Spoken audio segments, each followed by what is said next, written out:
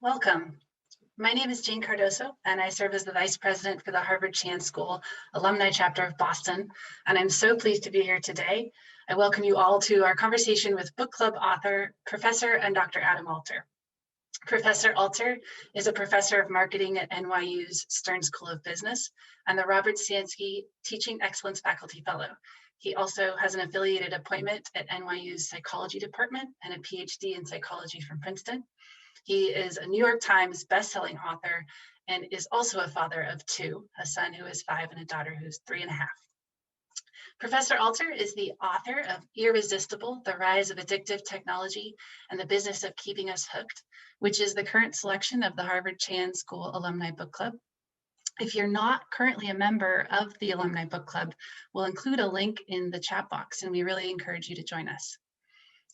Before we get started, I wanted to go over a few technical instructions. If you have a question for Professor Alter, just type a question in the Q&A box. Some of you who are joining us sent questions ahead of time as well, so we'll try to get to as many as possible. Professor Alter has asked me to call him Adam, so that's what I'll do. Adam, here we are on Zoom talking about our addiction to technology. Seems appropriate. And thank you so much for being here with us today and taking time out of your schedule to join us. Thanks for inviting me, Jane, and thanks to all of you who've joined. I really appreciate it. It's always a lonely business spending 3 years writing a book, and then you wonder if anyone's going to read it besides your parents. So it's nice that some people have read it, and I appreciate that all of you have taken time out of our busy COVID schedules. They're obviously different from our normal schedules. So thank you. I appreciate it. Yeah, absolutely. And I know today we'd like to cover questions that really cross the whole gamut of your book, starting with behavioral addiction as an underlying issue, then getting into questions about how companies are actually engineering technology to be addictive for us and the problems that creates, and then get into some questions about the solutions that you present in the book. Sure. But I wanted to start first just by asking, what was your original motivation behind writing this book and educating the world about addictive technology? Yeah, one of the nice things about being an academic psychologist is, if something's bothering you or you're thinking about something, you have the power to study it and in a very down-to-earth way. So as a psychologist, if I think something on a particular day, I might think about whether is that just true of me? Is that true of a lot of people? Is this an important thing? Is this a thing that's going to shape the way we live our lives? And the origin of this book began when I played a video game. I was sitting on a plane that was taking off from New York, and it was leaving for LA. So it's a 6-hour flight. Mm-hmm. And I started playing this game, and I completely lost the 6 hours. So I sat on my iPhone. I had grand plans for what I was going to do at that time. Right. And I played, the game's called Flappy Bird. I don't know if any of you have ever played it, but this is about 7 years ago now.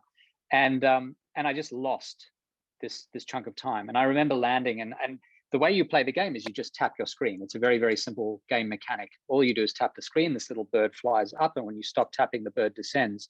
So from the perspective of the person sitting next to me, 6 hours of just this. And he actually turned to me when we landed and said, "Are you okay?"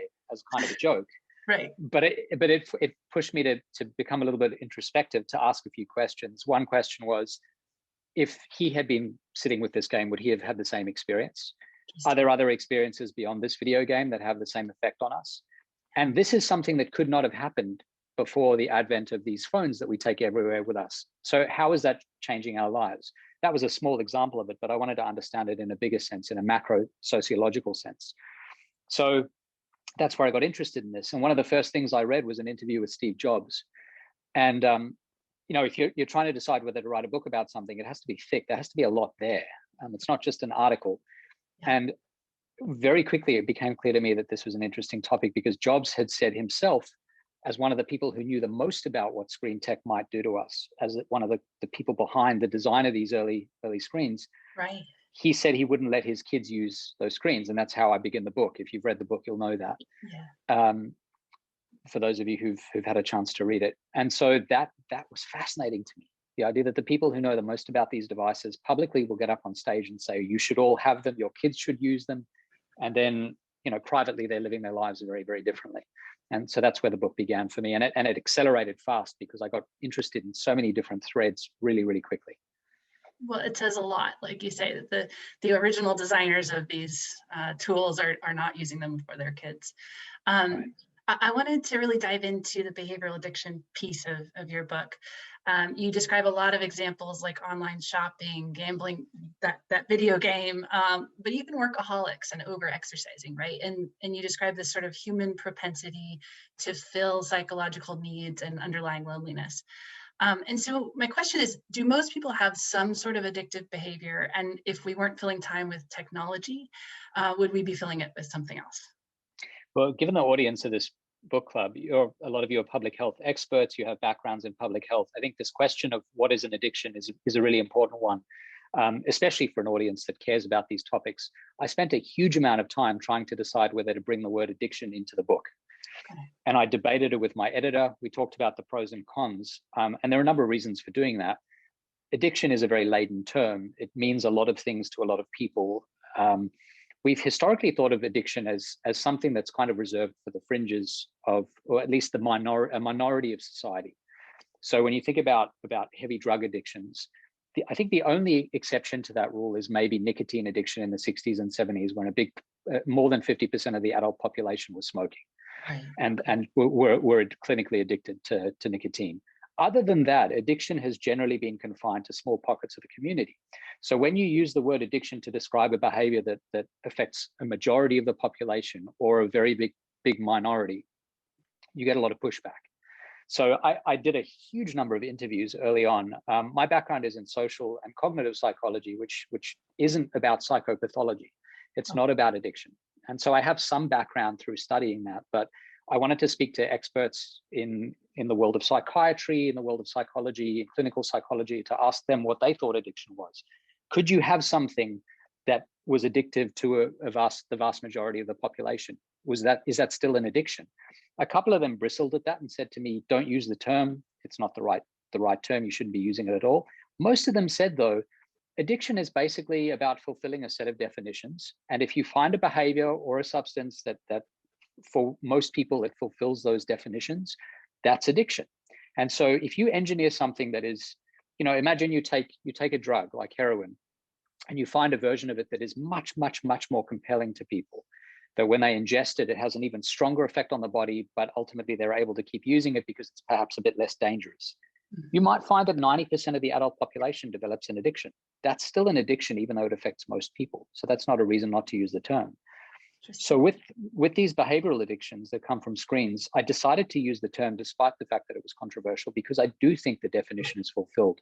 It's a set of behaviors that we enact over and over again, despite the fact that in the long run, these behaviors, in at least one respect, are not good for us. They harm our social well-being, our psychological well-being, our physical well-being, or our financial well-being in the long run. And so that is really the definition of addiction: repetitively doing something that's, appealing in the short run, but that's not good for us in the long run.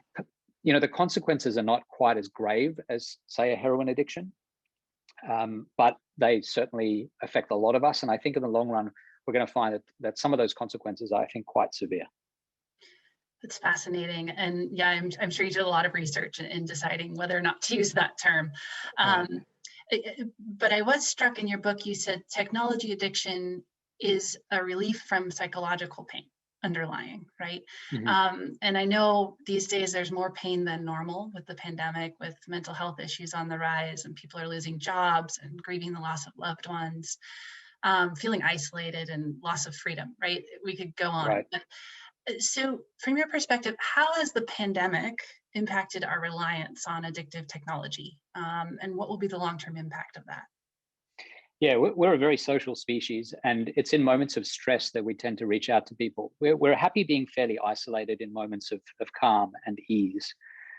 That's obviously not true for everyone to the same degree. There are people who are relatively more extroverted, some who are relatively more introverted, but all humans need social support and social contact.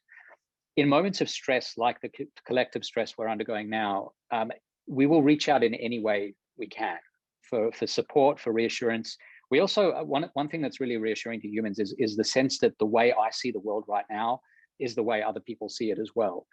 And that's a big driver of social contact, to know that, yes, this is a scary time, oh, good, my neighbor feels the same way, my friends feel the same way, my family feels the same way. That's really reassuring to humans. We care a lot about knowing that our view of the world is, though it's subjective, it actually is reflected in the views of other people as well. Absolutely. So I think during this time of stress, I think a lot of people have been pushed out to find contact, to find social support. But of course, most of that happens on screens. I think one really interesting thing for me is screens used to be, to a large extent discretionary. Not the screens when we were using them for work, but Sure. social media, all of that sort of stuff. Now, a lot of the screen use you see, especially in younger people, is not discretionary. They're being forced to use screens, which is a strange dynamic for them. And I think that's possibly a good thing. I think that might lead them to see screens less as an escape, and it might make them crave face-to-face contact as soon as that becomes an option for those who are still in some form of isolation. So I'm kind of hopeful that the pandemic may short-circuit some of the processes that lead us to seek refuge in screens. Interesting. Because we've been forced to use them so much at the moment, especially kids who've been in remote learning and things like that. That's probably been very hard for them. Yeah, absolutely. I hadn't thought about that angle of it though, right? That Yeah. it could actually address the problem in a way. I know we all feel Zoom fatigue. Right. That's fascinating. Well, I wanted to get your opinion.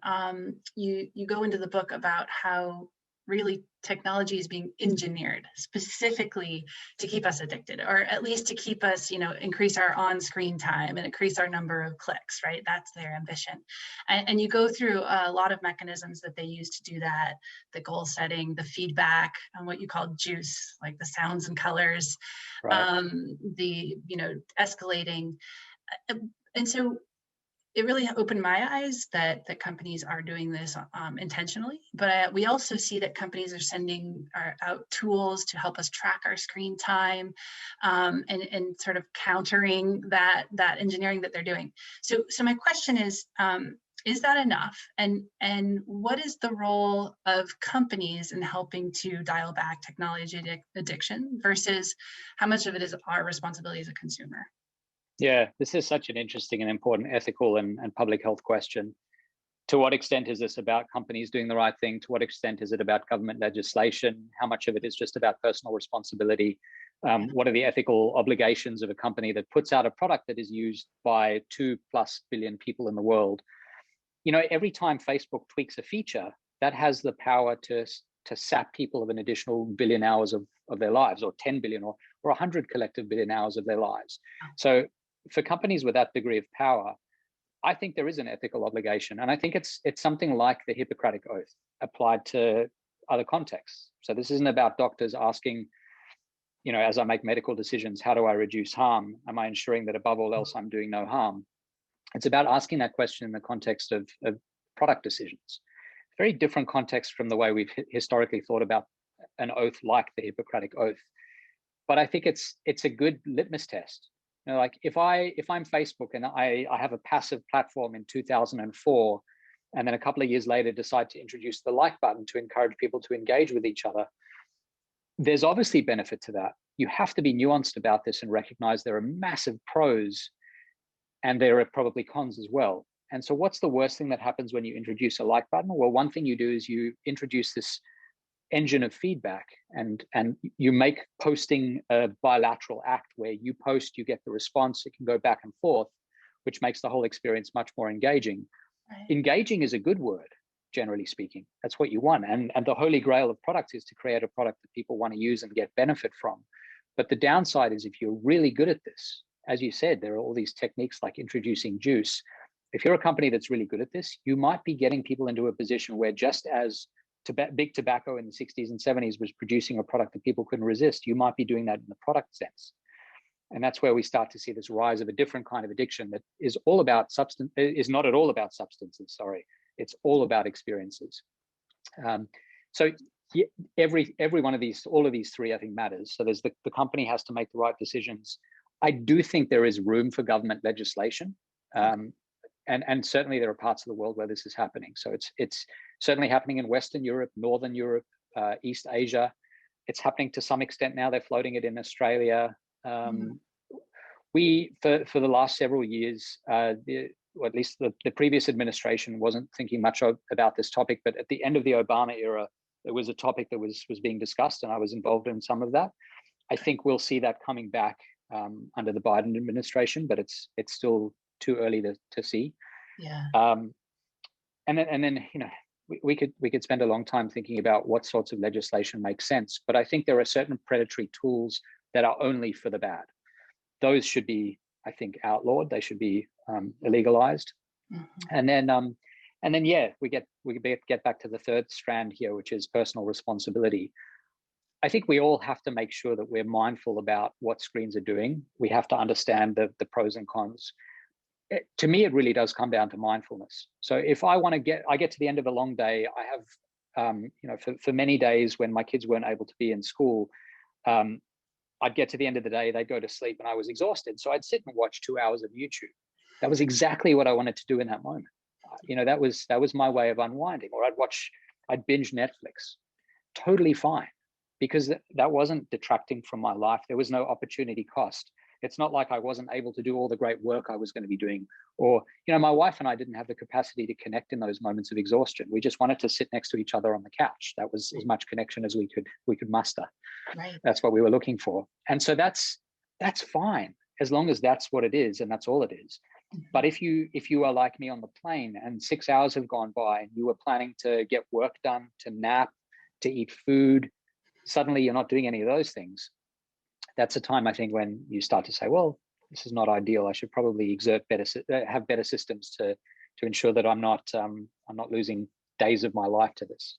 And it does, over the lifespan, some of us are going to spend 20 plus years of our lives staring at these screens. Outside of work, outside of staring at our work screens, right? Outside of this is outside of work. Yeah. We'll spend many more than 20 years inside work staring at our screens. Don't tell me the numbers. No. Yeah. Yeah, I mean, I think probably everyone on this call, we all have our personal vices, right? I mean, for me, Netflix is just a lethal weapon right. In terms of, and I have to say, I took inspiration from your book. I turned off the automatic feed from one episode to the next because I would be up till 1 a.m. on a work night. Right. So I hear what you're saying, and I think we all can resonate with. You feel it happening to you. Right. And when it's like a healthy escape versus when it's out of your control. Right. It's fascinating to look at it in the framework of companies are designing it that way and in a way kind of controlling us. I was curious, though, just to follow up on you said some countries are successfully passing some legislation. What types of tools are they using in those legislations? Yeah, it's a good question. There are two real kinds of legislation as I see it. I think there's a good kind and maybe not so good kind. The not so good kind is a little bit like punishing the users of drugs, but not punishing the creators of drugs or the distributors of drugs. Mm-hmm. So in this context, there are countries that have outlawed certain kinds of behavior on the user end. Things like if you're under the age of 16, you can't be in a video game parlor after 11 p.m. or 12 midnight. I think I can see what it's trying to achieve, but it's really aiming at the wrong level. Mm-hmm. It's like punishing people for smoking a joint rather than going and saying, well, if marijuana is really a problem, we should probably figure out how to deal with it at its source. Right. And so the better form of legislation is legislation that deals with either workplaces or deals with tech companies themselves and says things like, if you're going to build a streak into your platform, so this is something that Snapchat does, that there's a streak feature where if I send a snap and I get one the same day from that person, that's a 1-day streak. If I send one to that person, I get another one the next day, that's a 2-day streak. The thing about streaks is, and I wrote about this a little in the book, they're really insidious because as they get longer, you have more to lose. So they become more compelling and we become more obsessive about maintaining them. Wow. And a lot of products build streaks in because not at all because they bring us well-being and joy, but entirely because they don't want you to take your attention and take it elsewhere, away from that program. So there are some countries that have started to outlaw the building of streaks into products unless it can be demonstrated that they have positive value. I think the big one though is email in the workplace.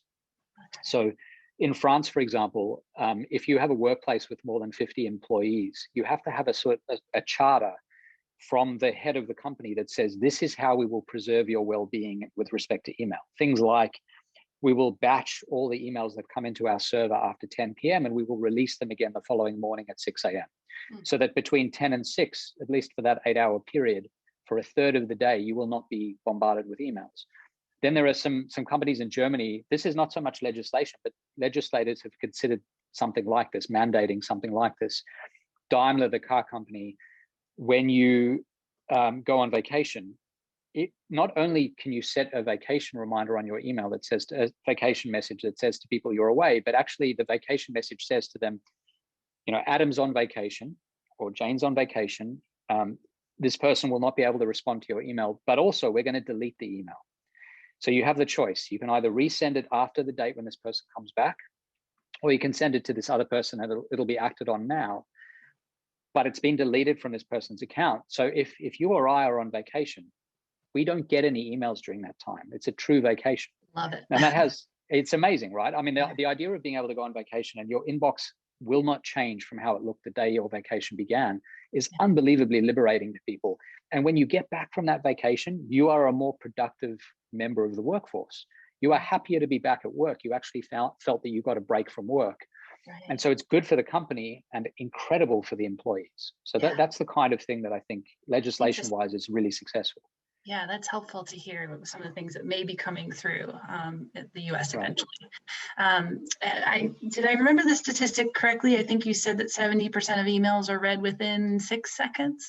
Something like 6 seconds. 6 seconds. It's crazy. Blew my mind. And then I was like, do I do that? So yeah, these are things that need to be addressed. I did want to shift into talking more about some of the problems, right, that you outline in your book that tech addiction can create. As you just said, you know, we're going to spend up to 20 years, right, on screen time. You shared that it's certainly causing sleep deprivation, which is already a public health issue. And it's cutting into what you call our white space, right? That free time for creativity and family connection. But one of the challenges I really wanted to dive deeper into is empathy. You talk about a story or an idea where if a teenager sends a hurtful message, right? If they say a hurtful message to someone in person, they're gonna see that hurt reflected in front of them and sort of internalize that. But if they send it over a text or online, there's no feedback loop and there's no sense of empathy tied to that.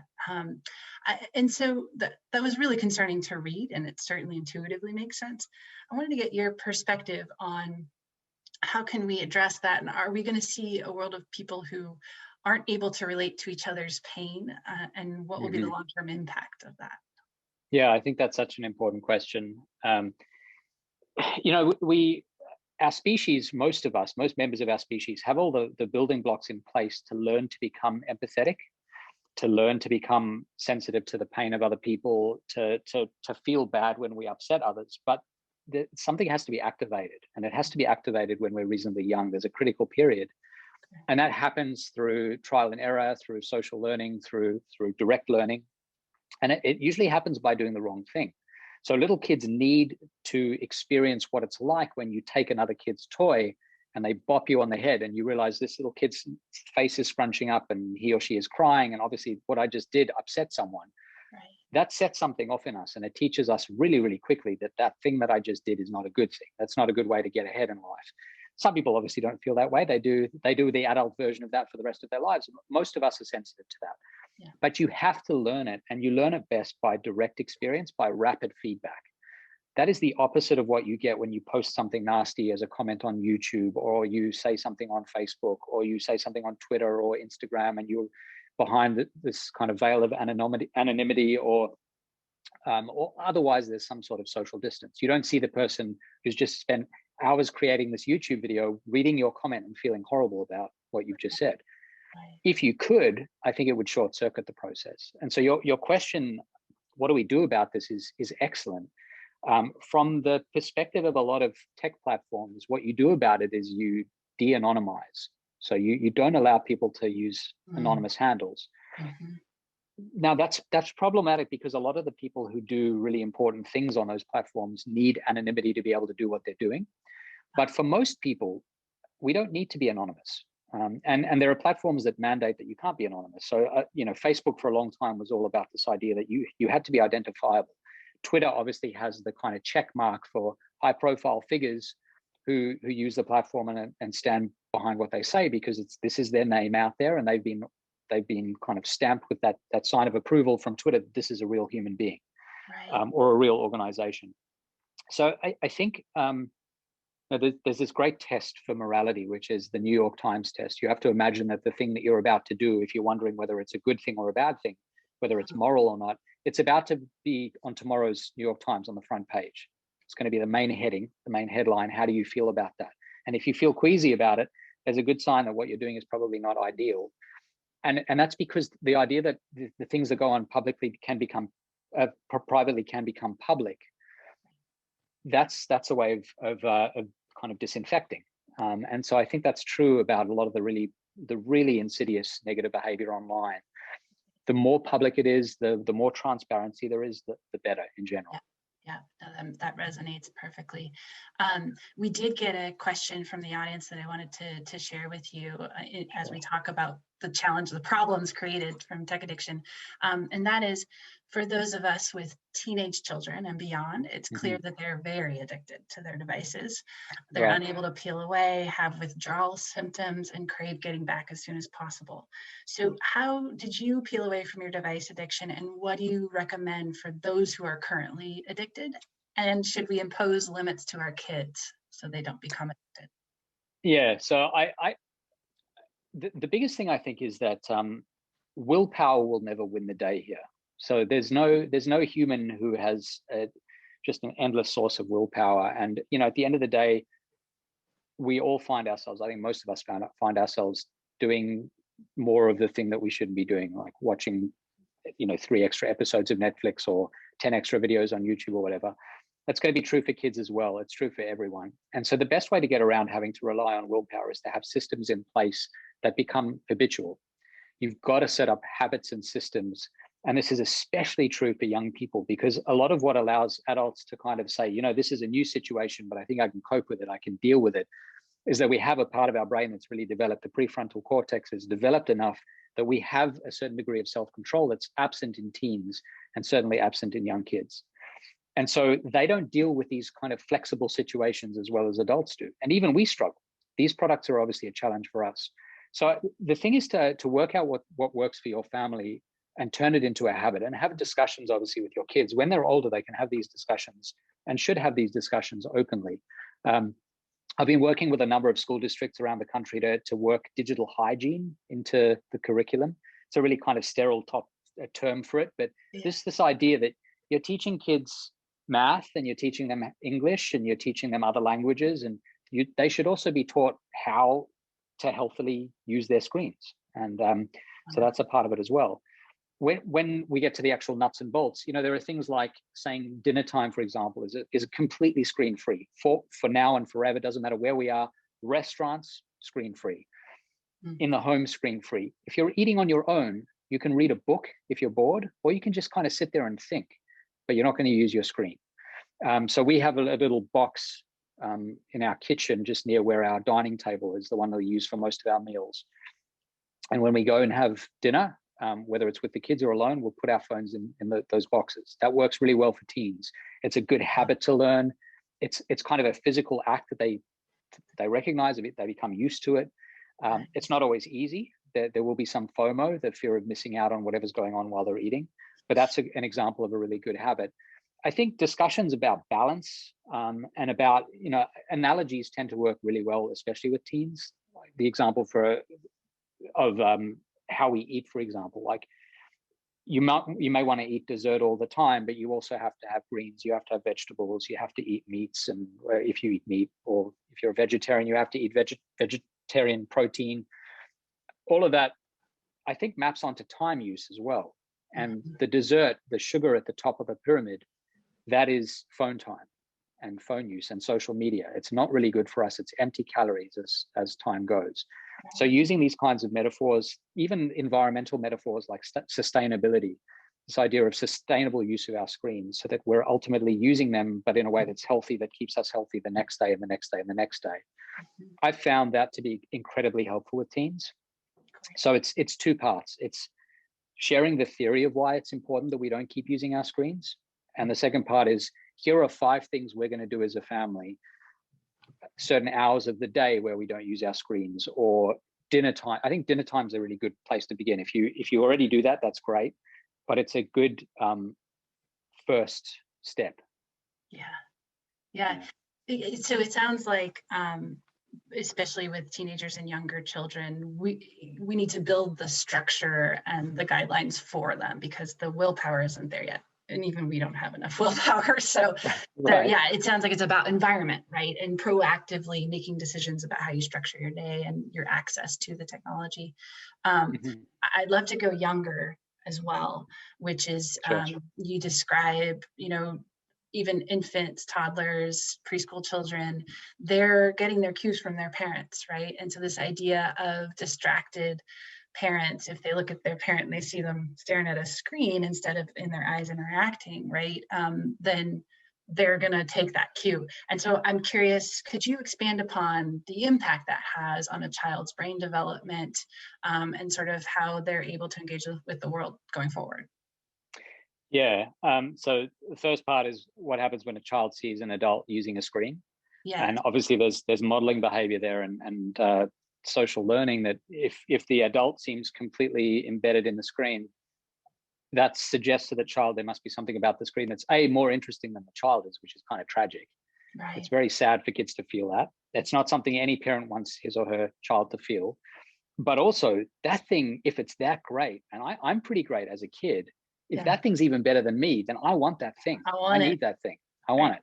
And so these little kids who get access to screens, even before they use them and realize the charms of the screen, they already know that this is something they're going to love. It's the same, like I will eat chocolate hidden away in my pantry so my kids can't see it. I'm sure we all have some version of that, especially when they're at home during the pandemic.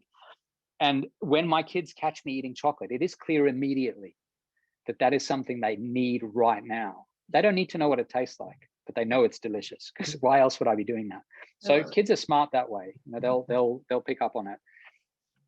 As far as brain development goes, this is actually, to a large extent, this is an open question. We don't really know. There's a lot of speculation about what this is doing to development in kids.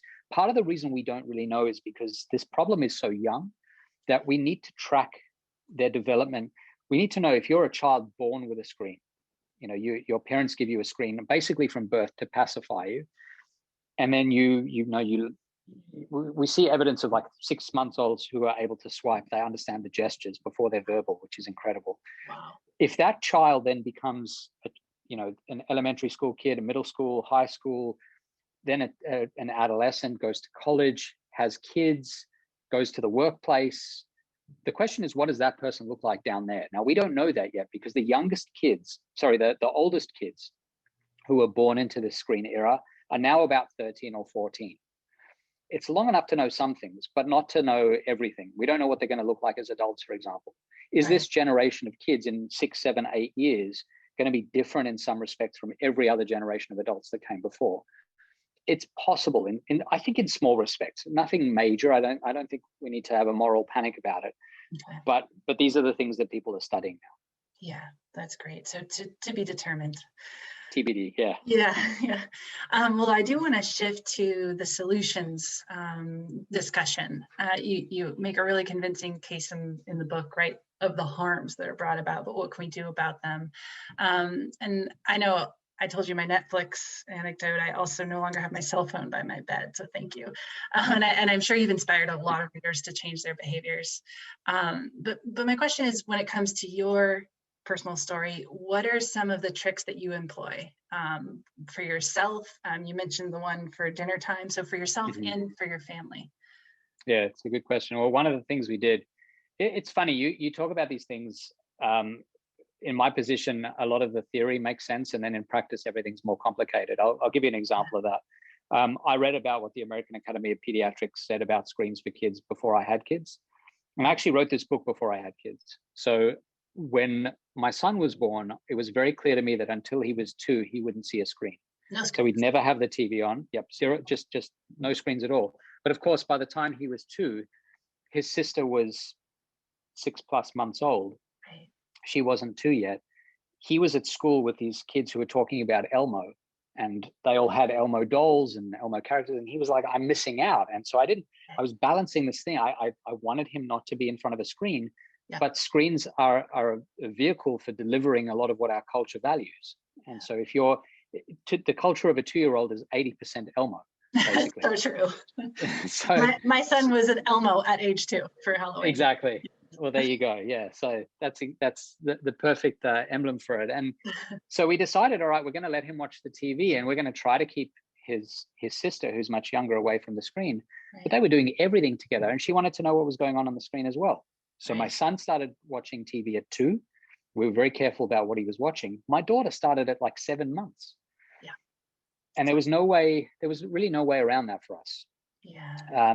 We could have certainly pushed him not to watch TV till he was 3.5 and she was 2, but that seemed a bit extreme.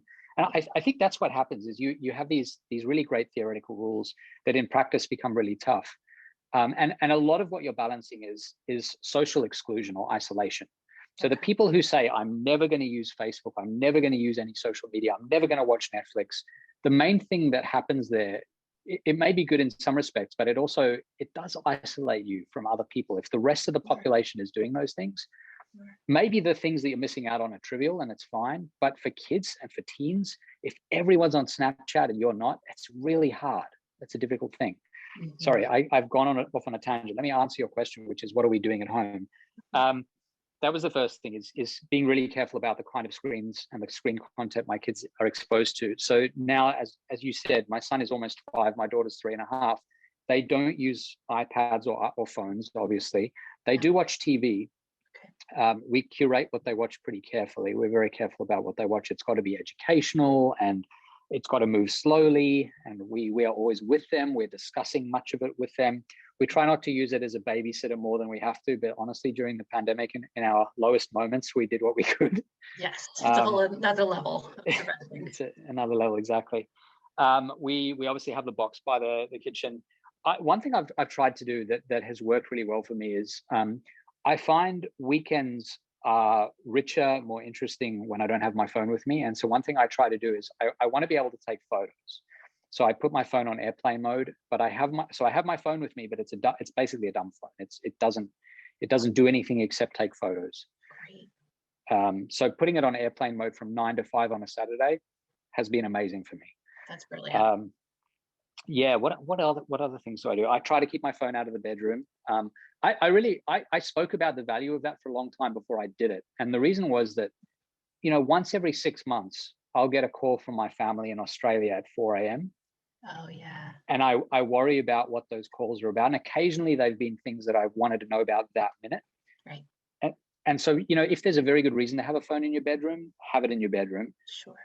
But I've now got over to the side where I say, you know what, that's so rare that if it waits a couple of hours, it waits a couple of hours. And right. So now I do keep my phone outside the bedroom. That personal comfort level, right? Exactly. Yeah, that's really helpful to hear some just firsthand as someone who knows the theory behind all of it. How do you cope? I also wanted you highlight that actually tech addiction can be harnessed for good, right? And you talk about the examples of freerice.com and Q2L learning. The one that really struck me was, I think it was called Snow World. Distracting burn victims from those painful procedures they're going through. Right.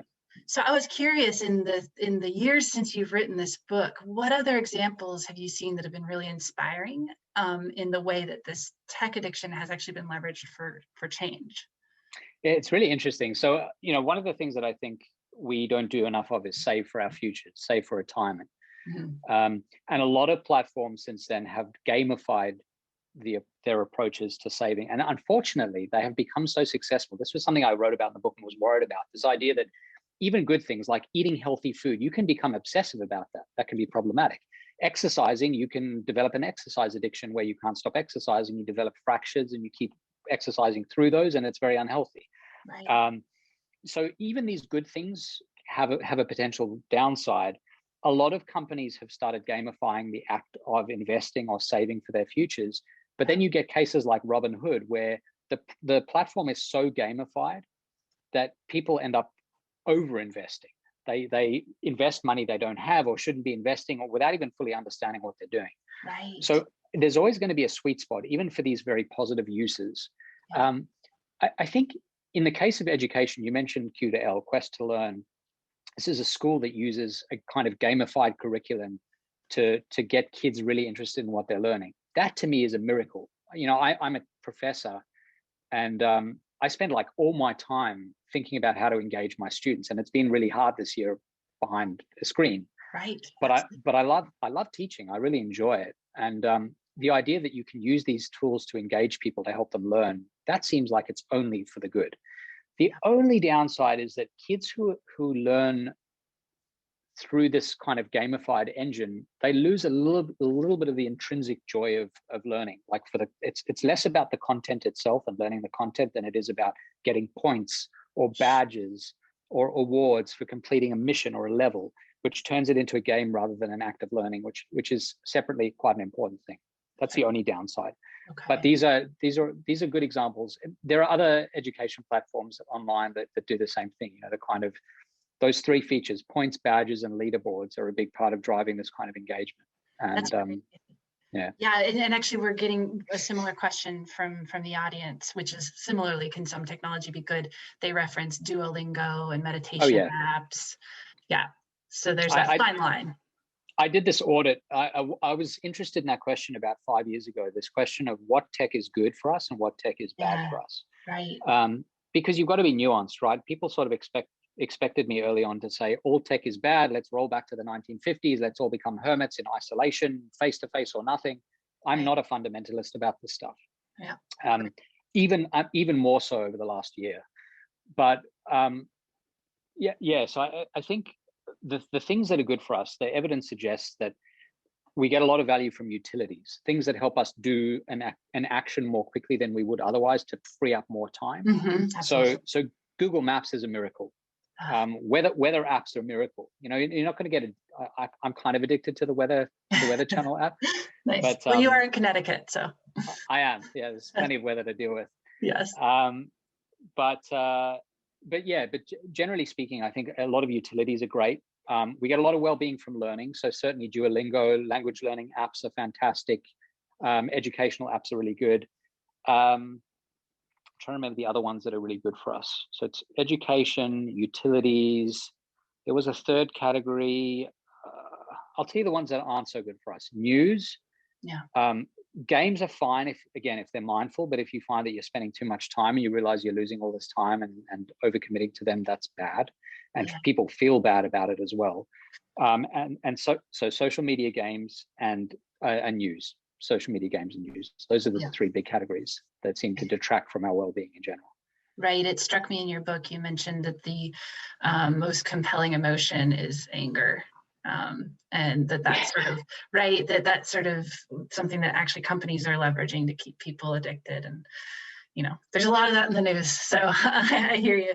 I do want to 100% pivot to the audience questions. We have one coming in. The question is, does the use of emojis actually make us less connected as individuals? And they say, for example, people hesitate to celebrate someone's success by avoiding meeting them or calling them and just sending an emoji. Are we using emojis as a way to avoid people? Yeah, low stakes communication is it's a theme. It's been around for a while. So we went from going to the bank and speaking to people face to face. I think about my grandparents who are no longer around, but I remember talking to them and they were like, yeah, but that's what life is. Life is going to the bank and meeting the teller and having a discussion and how are you today? And those aren't just like interstitial moments that have to be inserted between the things that matter. Those are the things that matter, these interactions. And then I was part of the generation that said, no, I want to bank online. I want to be able to use the phone to do things instead of having to go to the store directly. Then the generation after me said, I never want to use a phone again. It's all about chatbots and it's all about texting. And we're going to keep moving in that direction away from real kind of genuine organic communication. And I think my grandparents were onto something there. And so the emojis is a kind of the natural next step. I think there are good things and bad things about that kind of language, that kind of little, a language within a particular community. So the one thing that's good about it is shared meaning is useful and valuable. I mentioned how social we are as a species. Mm-hmm. If you use emojis in a way that is a way of kind of uniting you, like there's a constellation of emojis, and when I use these 3 in a row, you know exactly what that means, and we're really bonding and connecting over that. It's part of our community. That's good.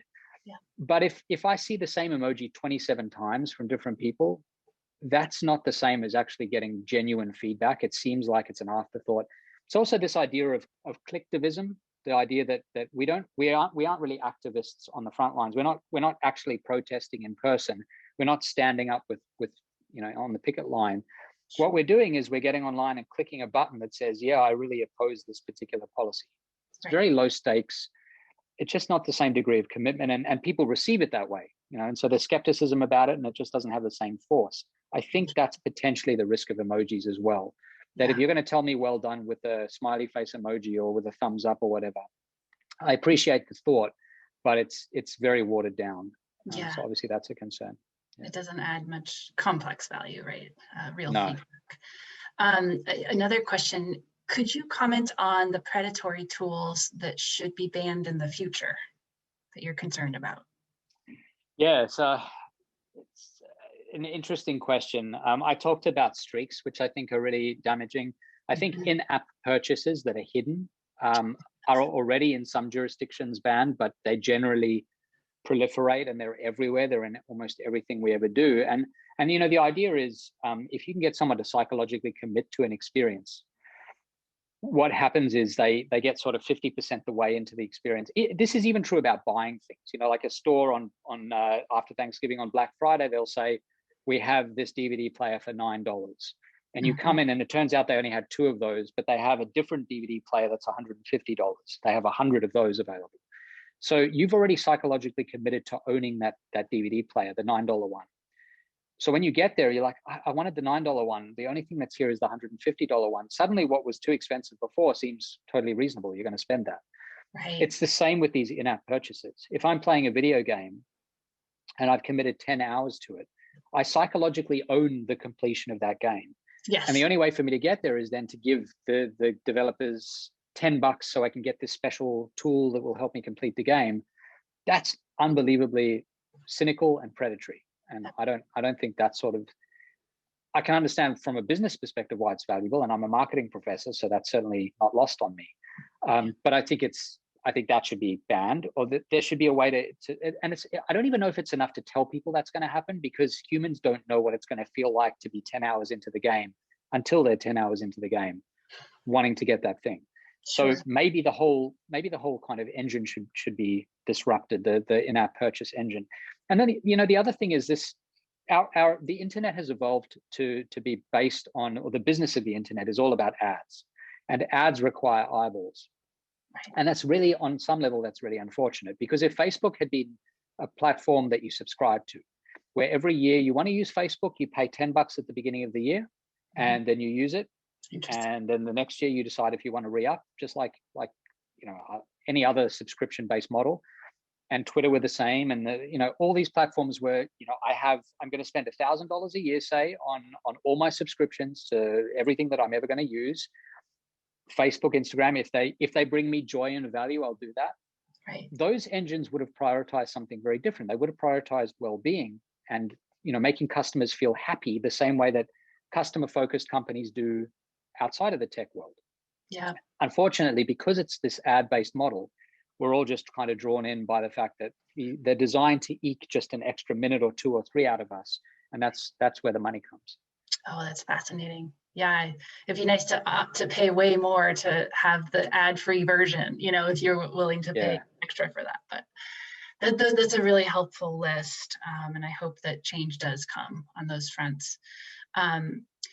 We have another question, sort of back to the discussion about industries. You referenced smoking earlier. This question is, I'd be interested to hear your thoughts about the similarities and differences with the junk food and soft drink industry, which also follows market logic to encourage consumption of appealing but harmful things. Same thing.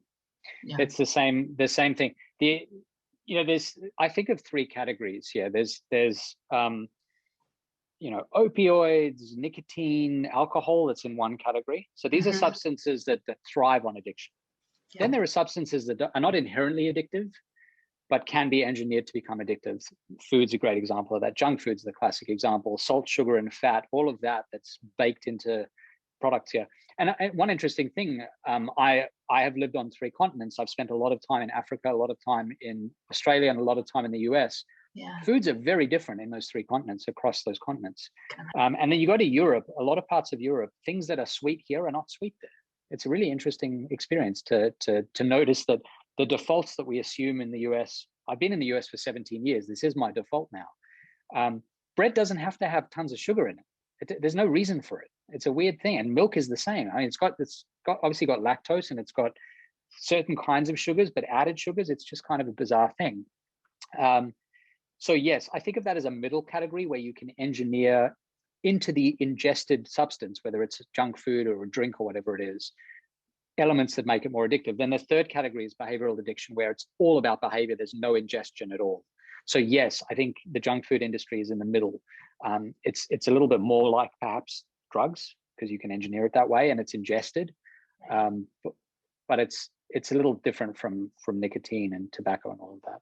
Yeah. They're proactively engineering things to keep us coming back, right? Absolutely. That's the same across all 3 of these categories. Right. So this is a universal one. How do you think it is best to approach people who you're concerned about, who you think have behavioral addictions to social media, gaming, email, you name it? Yeah. So one of the tools that I found incredibly helpful is it's a technique known as motivational interviewing. And it's basically a clinical technique where instead of going in with the aim of changing how people behave, you go in looking to kind of illuminate the problem so that they can then decide how they want to change, or whether they want to change their behavior. It's much more non-judgmental, and it turns out to be very effective. So instead of going in and saying, you're smoking too much, you're spending too much time on your screen, now let's work out how we're going to fix this. Right. The immediate response to that from most people is reactance, which is to say, back away. But motivational interviewing basically says to people, on a scale from 1 to 10, by the way, I do this with a lot of audiences when I speak about this topic. On a scale from 1 to 10, where 1 is I'm totally happy with my tech use, I wouldn't change a thing, to 10, it's destroying my life, I need to change everything. Where do you think you fall? That's question 1. And most people give a response of 6 to 8. That's what I've found. Then the second question is, based on that, from 1 to 10, how much do you want to change the way your life is right now on that front? From 1, I don't want to change a thing about my tech use, to 10, I want a complete overhaul. I need a complete kind of tech makeover in my life. And again, most people are quite high up on the scale. By asking just those 2 questions, this motivational interviewing approach, you'll find that most people will say, oh yeah, look, I just suddenly had this insight. The one I had on the plane that day, this is weird. Like I'm giving up 20 years of my life, or I'm doing this thing and it's totally mindless and it's robbing me of a lot of joy and well-being.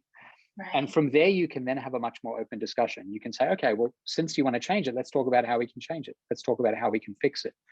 I think going in guns blazing is always, almost always the wrong approach for most people, most personalities. Certainly true with teens and even with younger kids. Having a discussion about, like, I do this with my son. He's almost 5, but he's old enough to be able to have that conversation. And I do the kid version of motivational interviewing, where I say, how do you think it would feel if, you wanted to have a chat to, your friend or to his sister, Isabel, and she just was staring at the screen the whole time and she wasn't responding. And he says, oh, I'd be sad. And then we go from there. Right. It's disarming. That's super helpful. I'll have to use it on my husband. No, no, but that's great. No, it's we all get defensive if someone, assigns something to us, right? It's more important to realize it. Right. So one more question from the audience, and then I have one more to wrap up. This is, many of us shop online, which puts us on many email lists. How do you avoid email list proliferation? Irrespective of checking no, or may we send you emails, they seem to fill their inbox. So any advice on that front? Well, the first thing is you should all have a throwaway Gmail address or whatever other service you nice. Like. Yeah. And everything where you ever suspect there's even a tiny chance that you're going to get an email that you don't need or don't want, anything more than a confirmation email, use that email address. and check it occasionally. Check it maybe once a week just to make sure that nothing slipped through the cracks. But all of the shopping I do, that's in the email, the Hotmail address I created in 1998. Nice. That's where that is. So I don't share that with anyone. I share that address only with companies that I know are predatory, and you should see the junk that flows in there. I'm glad that's got nothing to do with any of my central email addresses. Yeah. So that's the first thing. Use a throwaway email address. There are even companies that give you temporary ones that are kind of one-time use. So you can do that as well. So each time you need to sign up for an account for something, you use that email just very briefly and then it just disappears. I also I certainly do get junk mail on my other accounts, my work accounts, my Gmail account that I actually do use. That it's inevitable to some extent. The junk mail filters are only so good, but I'm pretty careful about unsubscribing to absolutely everything. I'm one of those annoying people who will write to a company when I know there's actually a person there. They're not just going to see it as a positive sign that I'm communicating. Right. Or I'll say to them, I don't appreciate that I can't unsubscribe from this. Please remove me from your list. Right. And then there are also products you can use that unsubscribe for you. So I know it's baked into a lot of the email platforms too. Great. That throwaway emails, that's a great idea. Yeah. Well, these were all great questions. So thank you to those of you who submitted your questions. We really appreciate it. This last question for you, Adam, which is, what will the future look like? Right. So assuming we're only going to use more technology, how do we tell the difference between what's productive and useful, and how should we prepare, right, for the future? Yeah, I think learning from the tobacco industry, one of the most positive, hopeful signs for me is that people are asking these questions now. In the tobacco industry, for a long time, people said they were sanguine about it. They said, this is great. I like smoking. It makes me feel good. It's a good way to connect with people. We can duck out of work and stand outside and smoke our cigarettes and we're all good. Right. They weren't asking the right questions because they were being deceived. And I think here we're asking the right questions. We should all be saying, is it okay that I watch Netflix 3 hours a day? Is it okay that my phone tells me at the end of every week that I'm using my phone for 5 to 6 hours a day? If the answer is yes, that's okay, Godspeed, and that's fine, no problem. The question about what's happening in the future, one of the reasons I think this is such an important topic right now is we think of this as a destination, that we've kind of reached this peak of what technology is going to be. Right. I guarantee you there will be something in 10 years that doesn't exist today that will now be capturing in the year 2031 huge chunks of our time that we don't even know about yet. But we need to be able to deal with it before it comes. And each version of that, in 2041, 2051, each version will be more compelling, partly because the hardware will change. Eventually, VR and AR technology, virtual reality and augmented reality, we'll all be having these goggles attached to our faces. We'll carry around little devices. If you think it's difficult to communicate with people when this is around, imagine how hard it's going to be when we're behind those goggles. So I think I'm hopeful that we're asking the right questions, but it's going to take some time for us to get better at this. And ideally, we'll be able to deal with our phones so that when we get an even more immersive form of technology that we have to cope with, we'll have all the tools in place and we'll be asking all the right questions. Yeah, and so much of it is about being informed and educated and realizing that this is an issue. And your book has done so much to open our eyes to that, genuinely. So thank you for writing it, and thank you for your time today. It's been a great conversation. Thanks so much, Jane, and thank you to all of you. Thanks for inviting me, this was really fun. Thanks to all of you. We'll have to have you back when you write your next book about addressing technology. Thanks so much. And thank you to everyone who joined us and submitted questions, and hope you all have a great rest of your day.